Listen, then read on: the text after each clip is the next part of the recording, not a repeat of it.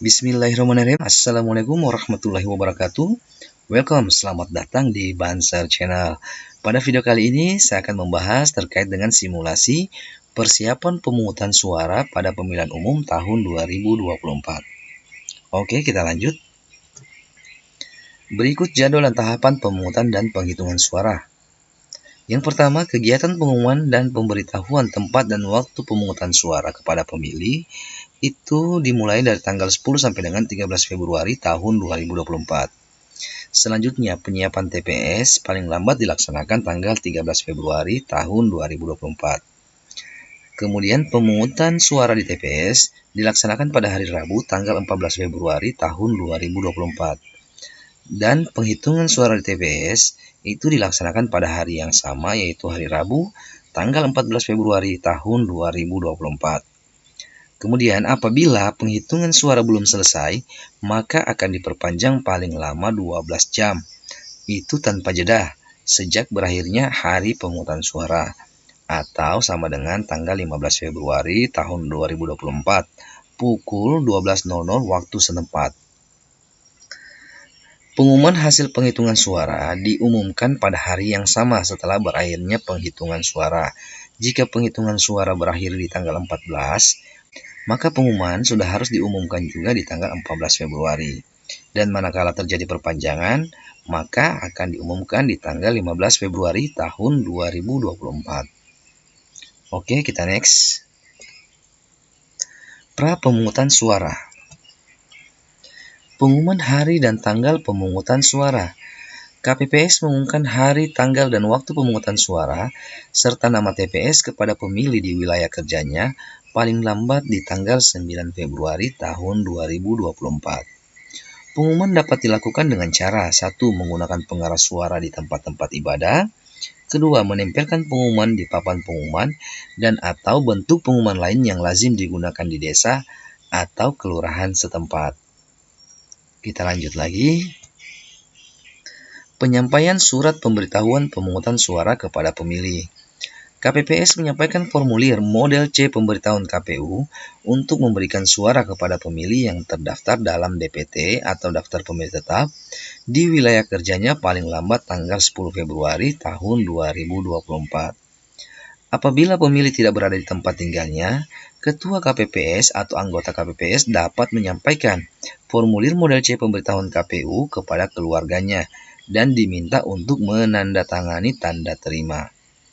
Selanjutnya, apabila sampai dengan tanggal 11 Februari tahun 2024, pemilih DPT belum menerima formulir model C pemberitahuan KPU, maka pemilih yang bersangkutan dapat meminta formulir tersebut, yaitu formulir model C pemberitahuan KPU, kepada Ketua KPPS paling lambat di tanggal 13 Februari tahun 2024 dengan menunjukkan KTP elektronik. Kita lanjut lagi. Pengembalian surat pemberitahuan pemungutan suara kepada PPS. Apabila KPPS menemukan pemilih yang telah meninggal dunia, pindah alamat, atau tidak dikenal, KPPS menandai atau mencatat keterangan tersebut pada formulir model C pemberitahuan KPU yang tidak dapat terdistribusi. Selanjutnya wajib mengembalikan kepada PPS dengan menggunakan formulir model BA C pemberitahuan KPU. Apabila sampai dengan tanggal 13 Februari tahun 2024 terdapat formulir model C pemberitahuan KPU yang tidak dapat diserahkan kepada pemilih, Ketua KPPS mengembalikan formulir model C pemberitahuan KPU kepada PPS dengan menggunakan formulir model BA C pemberitahuan KPU.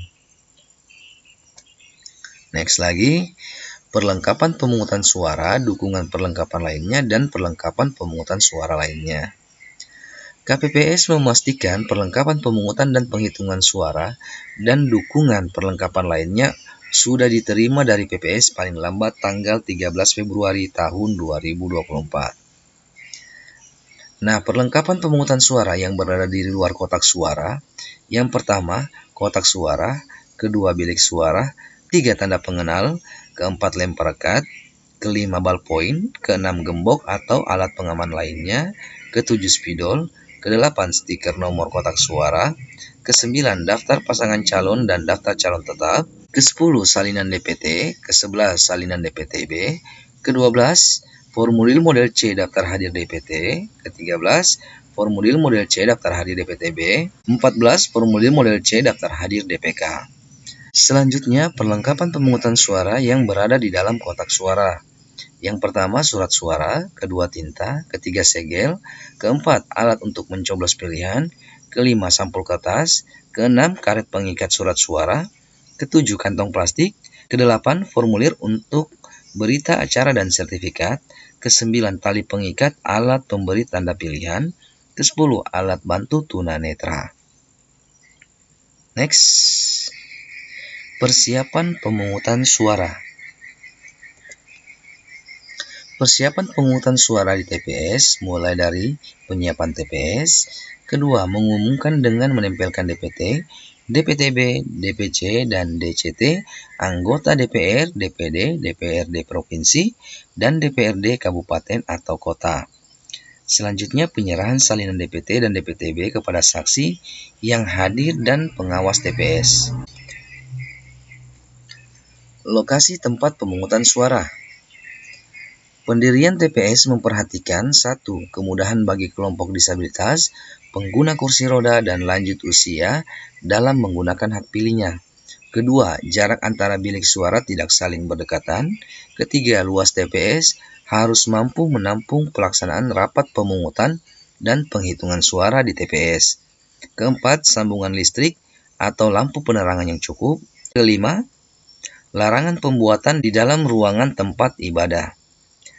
Catatan, dalam mendirikan TPS, KPPS membersihkan alat peraga kampanye dan bahan kampanye yang berada di sekitar lokasi TPS sampai dengan radius 200 meter.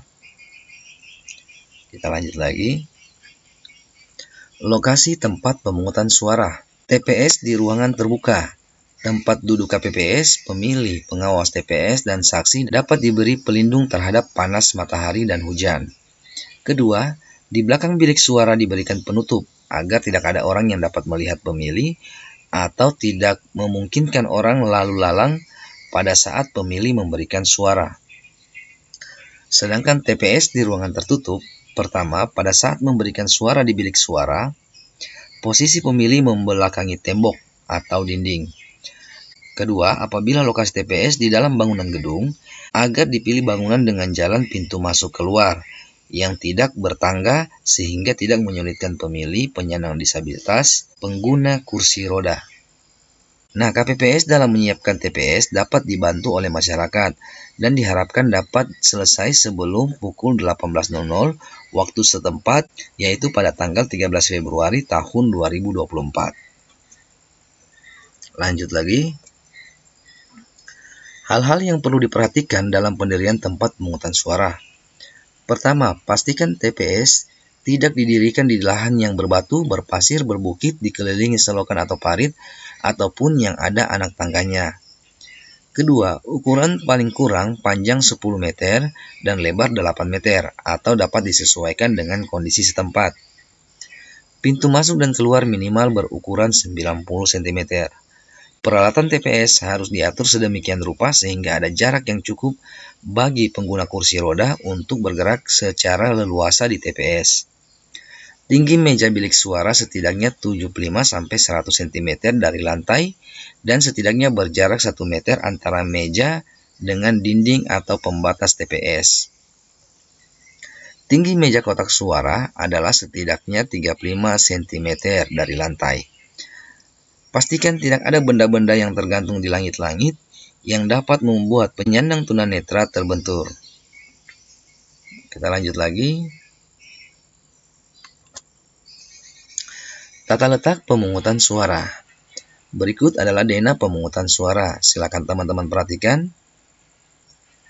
KPPS menyusun tata letak TPS dengan mempertimbangkan kemudahan pemilih dalam memberikan suara serta memperhatikan alur pemberian suara oleh pemilih. Gladi bersih pemungutan dan penghitungan suara. Gladi bersih. Agar pelaksanaan hari pemungutan suara berjalan lancar dan tertib, perlu dilakukan gladi bersih KPPS yang dilaksanakan 1 hari sebelum hari pemungutan suara.